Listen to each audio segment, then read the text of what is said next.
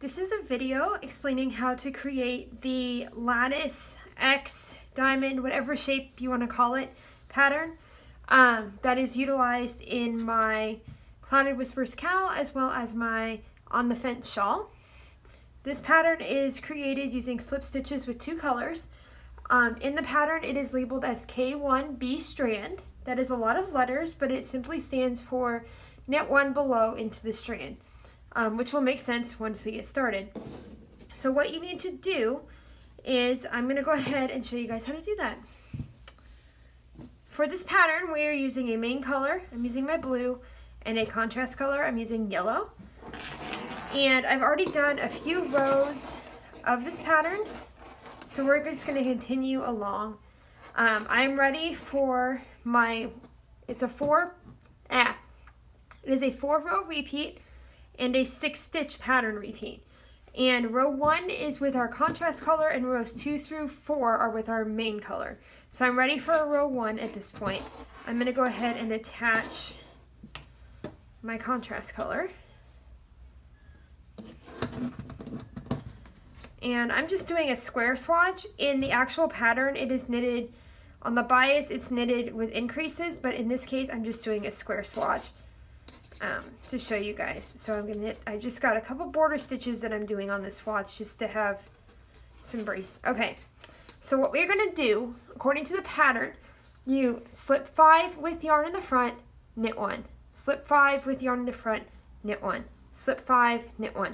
So I'm gonna bring my contrast color to the front, and I'm gonna slip 1, 2, 3, 4, 5.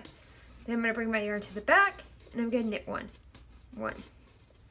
And then I'm going to bring my yarn to the front, 1, 2, 3, 4, 5. Then I'm going to bring my yarn to the back, knit 1, bring my yarn to the front, 1, 2, 3, 4, 5, yarn to the back, knit 1, and then my border stitches. Now at this point I need to attach my main color back on and go ahead and cut my contrast color. Scissors.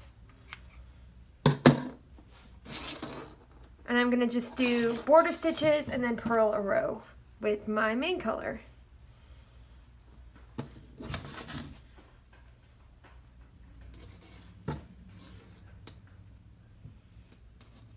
One, 2, and then purl across to the border.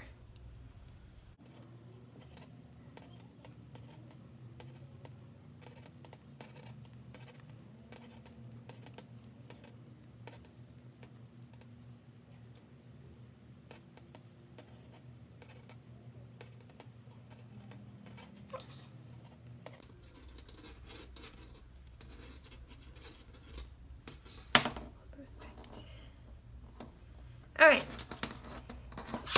so we are now on the front again. Ignore all those tails. On the patterns you will be able to weave the tails in as you go if you would like, or you can let them hang. There are a lot of tails because of where you have to attach and cut all your colors. So this is where we're at. We have this strand that is hanging down in front that is slipped over 5 stitches, however many times you had to repeat it. Okay, now this is the row we are going to do the K1Bstrand. It's really not that hard. I'm going to start by doing my border. Okay, so right here I'm going to knit 2, 1, 2. This strand goes over 5 stitches, right? So in order for the X to happen, we have to pick up the strand in the middle. So you're going to do 2, pick up 2. 5, right? 2 on one side, 2 on the other, pick up in the middle. To do the K1Bstrand, you are knitting 1 into the strand below. So what that means is you are dipping down, picking up your strand, putting it onto your needle, and then knitting those 2 stitches together. And that is forcing this strand up to make an X. And now I'm going to knit 5.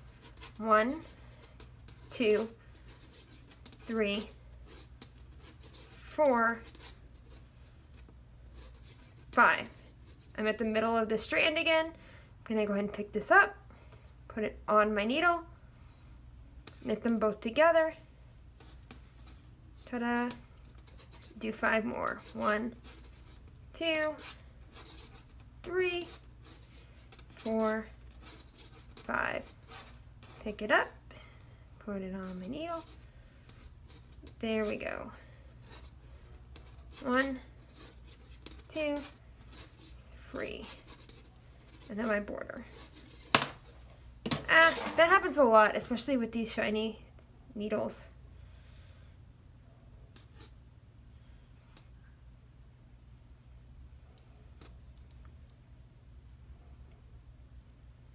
One,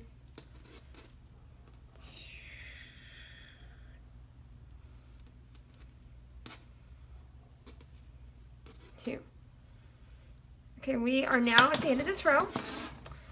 If you look, you guys can see how I picked up the strand. I knitted it with that stitch. The strand ends up going behind the main color stitch, in this case the blue. The yellow is going behind the blue. Now the next row, I'm just going to purl across.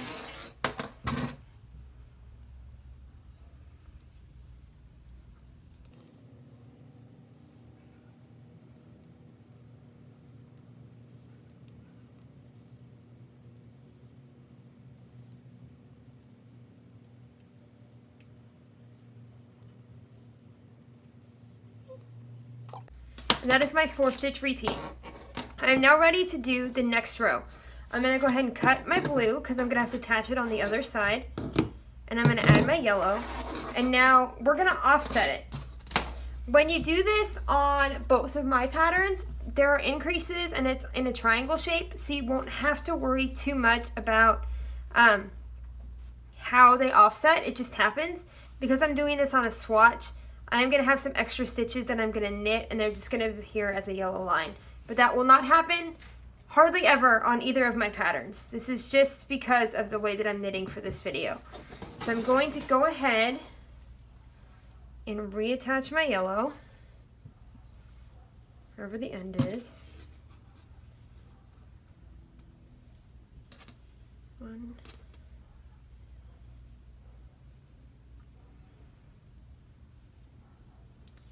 2. Blue's hanging here.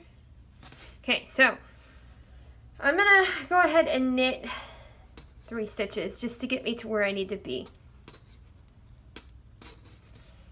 Now for this one, when I'm slipping the 5, it should be 1, 2, 3, 4, 5. The knit 1 is going to occur where your K1Bstrand happened on the last repeat. Knit 1. So then slip 5. 1, 2, 3, 4, 5. Knit 1 where the K1Bstrand was on the last repeat. And then I'm actually going to go ahead and slip 3 here because I can show you guys something else that can be done that's really cool. That happens on my pattern actually. These border stitches are killing me. 1, 2, border. Okay. So this is where we're at. We've got these slip stitches again. This one's only got 3, but I'm going to show you how to do a half of one right there. Okay, so I'm going to cut my yellow. Reattach my blue, do a purl row,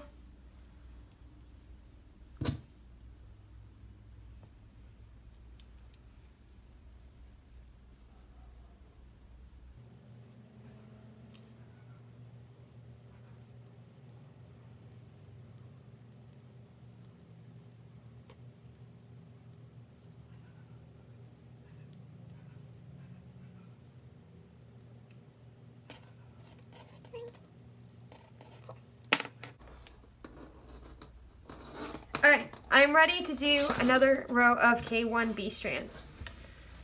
So I'm going to go ahead and do that. I'm going to knit to the third stitch of those 5. So in this case, I knit 1,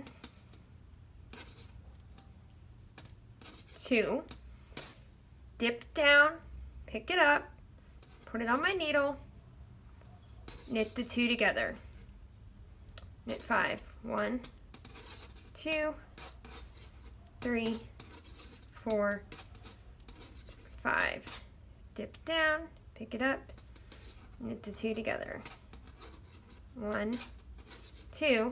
Now I've got a half of one here. I'm going to show you guys how to do that. I'm going to go ahead and finish knitting the 5, 3, 4, 5. I still have one stitch that's got the strand underneath it, so I can go ahead and dip down, pick that up, and knit it the same way, and then just finish my border. 1, 2. The exception of my messy border. Okay, so that is the next row, and as you can see, we're starting to get diamonds. We're starting to get the lattice, the X pattern, however you want to call it.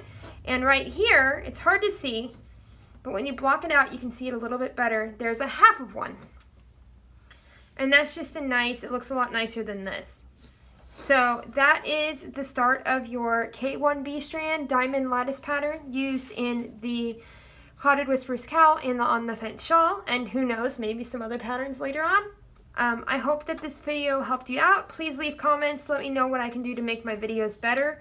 I'm still learning. And happy knitting!